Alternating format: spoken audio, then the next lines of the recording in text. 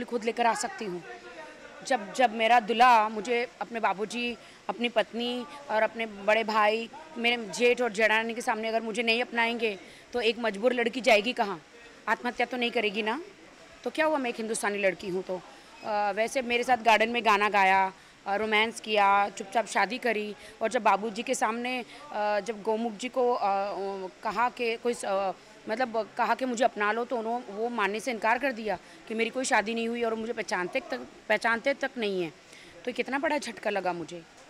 और फिर बस मैं घर में आई, ज़बरदस्ती घुस गई।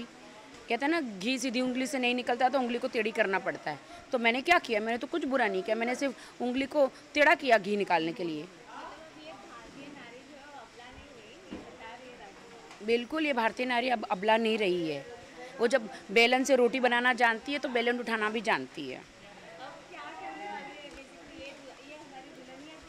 ये दुल्हनिया क्या क्या करेगी, क्या क्या गुल खिलाएगी, वो आपको चिड़ियाघर देखना पड़ेगा कि ये जो नटखट दुल्हनिया हैं ये तो फर्स्ट ऑफ ऑल तो पहले मुझे तो सबूत इकट्ठा करने हैं कि गोमुख जी ने कहा है, मतलब उन्होंने मेरे से शादी करी है और वो बिल्कुल बाबूजी के सामने, अपनी बीवी के सामने, अपने भैया के सामने मानने के लिए तैयार ही नहीं कि उन्होंने मेरे साथ शादी करी है।